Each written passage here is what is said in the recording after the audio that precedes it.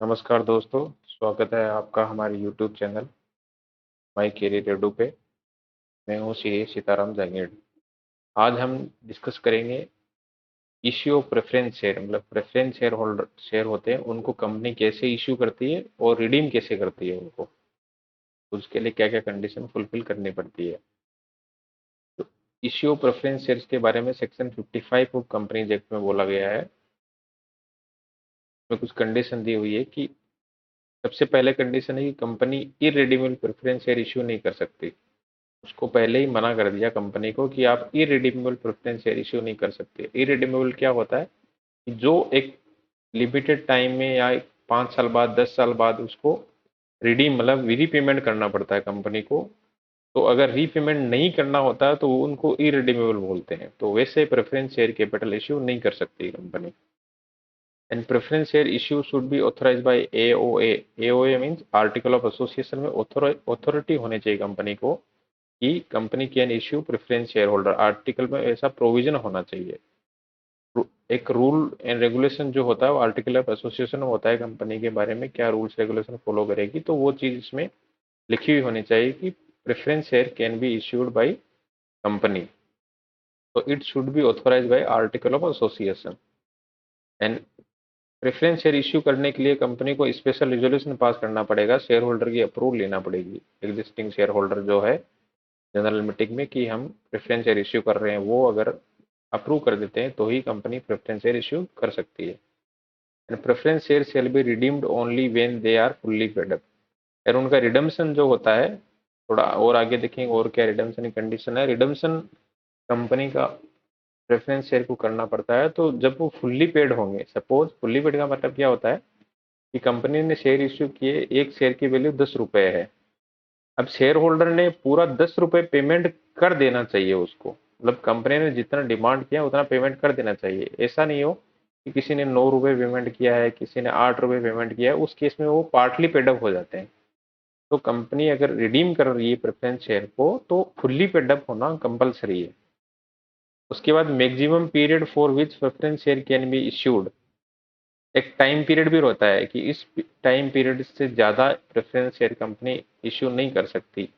Normal company होती है उनका 20 पीरियड, ये मैक्सिमम पीरियड है। 20 साल से ज़्यादा का प्रेफरेंस शेयर होल्ड कुछ इश्यू नहीं कर सकती company. But in case of infrastructure company, जो कंपनियां इंफ्रास्ट्रक्चर क्रिएट करने में बना रही है, जैसे बड़े बड़े रोड्स हो गए, ब्रिजेज हो गए, इंफ्रा कुछ या कुछ बड़े मेगा पार्क बना रही है, तो वो सारी कंपनियां रहती है, उनको 20 साल की जगह 30 साल का टाइम दिया है कि up to 30 years, maximum up to 30 years के पीरियड के लिए आप प्रेफरेंस शेयर इश्यू कर सकते हो।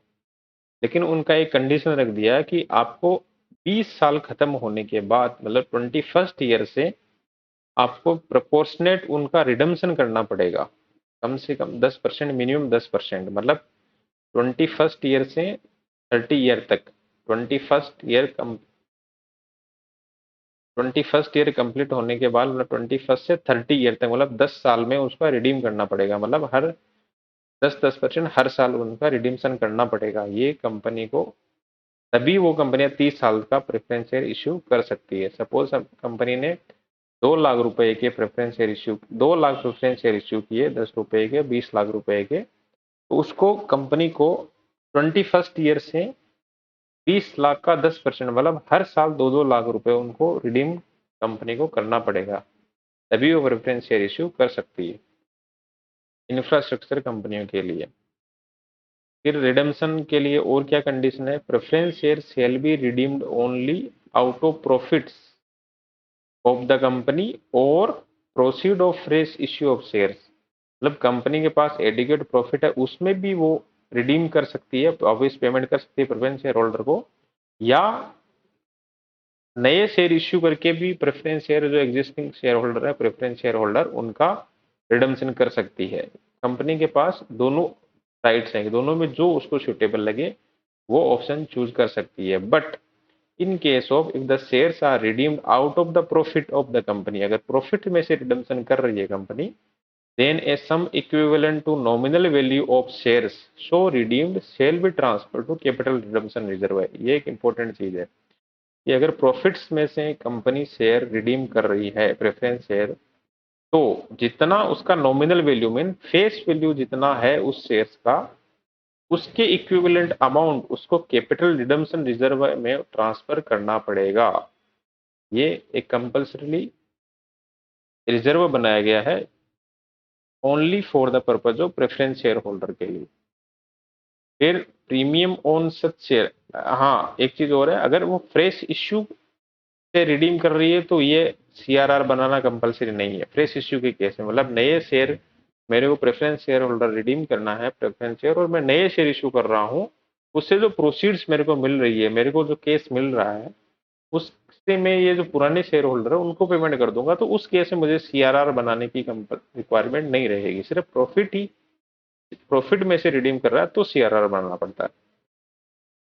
And premium on such share, if any, shall be paid out of securities premium account. However, it is subject to condition mentioned in the section 52. Section 52 में अपन ने पहले वीडियो में देखा है कि सिक्योरिटीज प्रीमियम अकाउंट है उसका क्या क्या यूज कंपनी शेयर कर सकती है। जैसे बोनस शेयर देखा था अपन ने, एक्सपेंडिचर रिटर्न ऑफ करने के लिए, या फिर premium on issue of share, मतलब नहीं, premium on redemption of shares and debenture, उसमें भी वो उस प्रीमियम का यूज कर सकती है। प्रीमियम मीन्स कि मैंने 10 रुपए का अगर मैंने शेयर इशू किया था, 10 की जगह मैं उसको 11 रुपए या 10 रुपए से ज्यादा, मतलब 11 रुपए या 20 रुपए जो भी वैल्यू हो उसमें मैं रिडीम करता हूँ, तो मुझे वो प्रीमियम पे रिडम्पशन होना जाएगा। और जो प्रीमियम एक्स्ट्रा दे रहे हो, 10 रुपए मैंने लिया था उसकी जगह 20 रुपए दे रहे हो, तो 10 रुपए एक्स्ट्रा दे रहे हो, वो आप प्रीमियम जो आपका सिक्योरिटीज प्रीमियम अकाउंट है उसमें से आप यूज उसका पेमेंट वो पैसा यूज करके उसका पेमेंट कर सकते हो।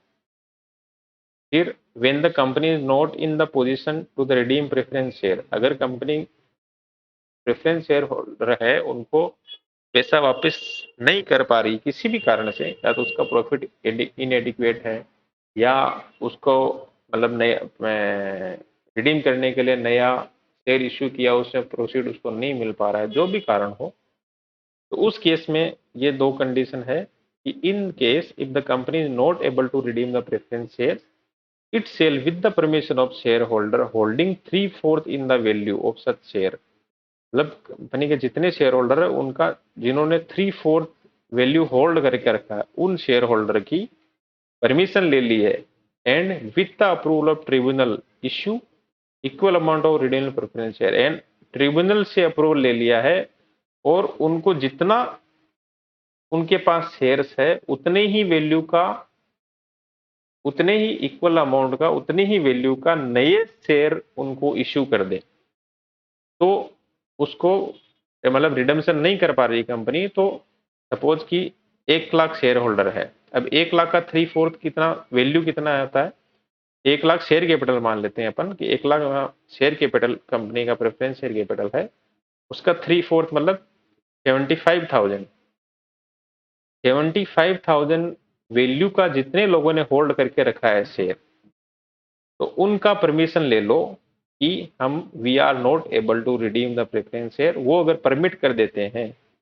एंड फिर ट्रिब्यूनल की अप्रूवल ले लो, ट्रिब्यूनल को बोलो कि हाँ इन्होंने अप्रूव कर दिया है और हम इतने ही अमाउंट के इनको वापस रिडीमेबल प्रेफरेंस शेयर इश्यू कर रहे हैं। जब हमारे पास एडुकेट फंड होगा आगे फ्यूचर में, या प्रॉफिट होगा, या कुछ और मतलब नए शेयर इश्यू करेंगे, तो हम इनको रिडीम कर देंगे। तो on such issue the unredeemed preference share shall be deemed to have been redeemed. तो इस केस में जो मतलब प्रेफरेंस शेयर को रिडीम नहीं किया तो वो अनरिडीम होते हैं, तो उनको ये मान लिया जाएगा कि वो रिडीम हो गए हैं, मतलब उनके जितने शेयर है उनको नए शेयर इशू कर दो।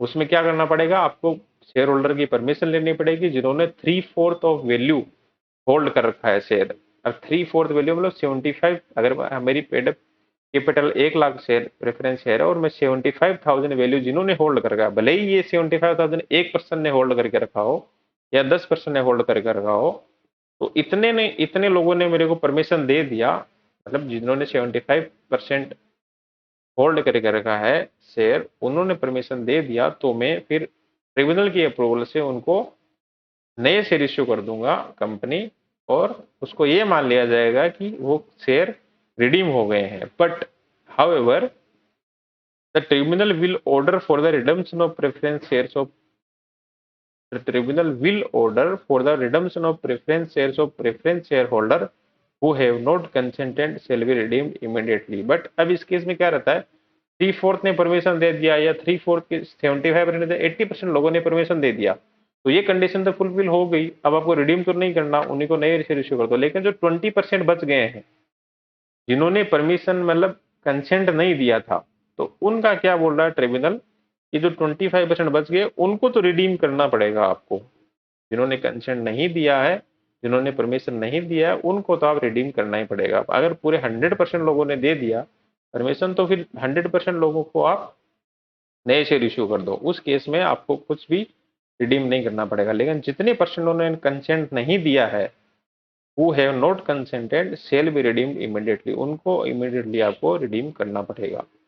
तो ये हमारा छोटा सा वीडियो था जिसमें आप मैंने देखा कि कंपनी इश्यू कैसे करती है प्रेफरेंस शेयर और किस क्या क्या उसको कंडीशन फुलफिल करनी पड़ती है, कितने साल तक वो इश्यू कर सकती है, और उसको रिडीम कैसे करती है, प्रॉफिट में से करती है कि out of proceeds of fresh issue share से करती है, सीआरआर उसको मेंटेन कब करना पड़ेगा, प्रीमियम किस में से यूज कर सकते हैं, और अगर रिडीम नहीं कर पाती है तो क्या कर सकती है कंपनी की ट्रिब्यूनल की अप्रूवल लेके, और 3/4 share holder holding value of 3/4 of such share, उनकी परमिशन लेके आप उसको डीम्ड टू बी रिडीम्ड उसको मान लिया जाएगा। कैसा लगा हमारा हमारा सेशन आपको? Kindly share, subscribe. Thank you very much.